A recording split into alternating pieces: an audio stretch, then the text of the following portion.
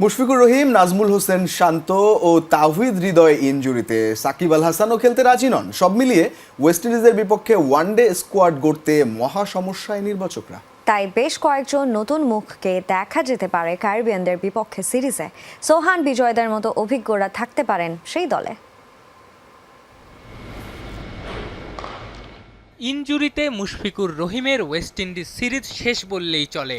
অধিনায়ক নাজমুল হোসেন শান্ত আর সদ্য ইনজুরিতে পড়া তাওহিদ হৃদয়কেও ওয়ানডে সিরিজে পাওয়া নিয়ে শঙ্কার মেঘ না কাটতেই নতুন খবর, সাকিব আল হাসানও খেলবেন না। নির্বাচকদের চাহিদায় সাকিব আছেন, কিন্তু চাইলেই কি আর সব পাওয়া যায়? দেশ থেকে টেস্ট ক্রিকেটে অবসরের সুযোগ সাকিব পাননি। সাবেক অধিনায়ক এবার শর্ত জুড়ে দিয়েছেন, দেশে ফিরতে পারলেই তবে জাতীয় দলের হয়ে খেলবেন, সাথে ব্যাংক অ্যাকাউন্টও স্বাভাবিক করতে হবে।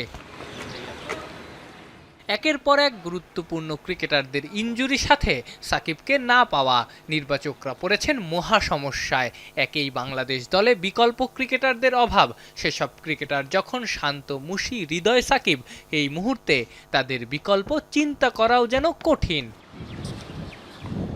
সেই কঠিন বিষয় নিয়েই নির্বাচকদের চিন্তা করতে হচ্ছে। একেই বিকল্প পাওয়া কঠিন, সেই সঙ্গে খেলা ওয়েস্ট ইন্ডিজে হুট করে ভিসাও মিলবে না। সেজন্য সিলেক্টরদের বিকল্প ভাবনায় আগের সিরিজের স্কোয়াডে থাকা জাকির ডিপিএলের সর্বোচ্চ রান সংগ্রাহক অঙ্কন।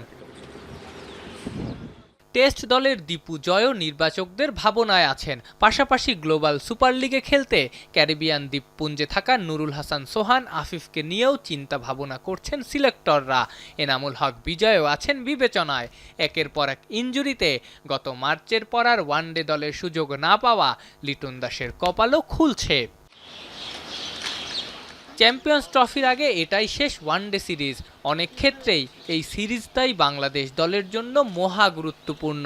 সেই সিরিজের দল ঘোষণা করতেই মহা সমস্যায় selection panel. Afnan Piyal, Jamuna sports, Dhaka.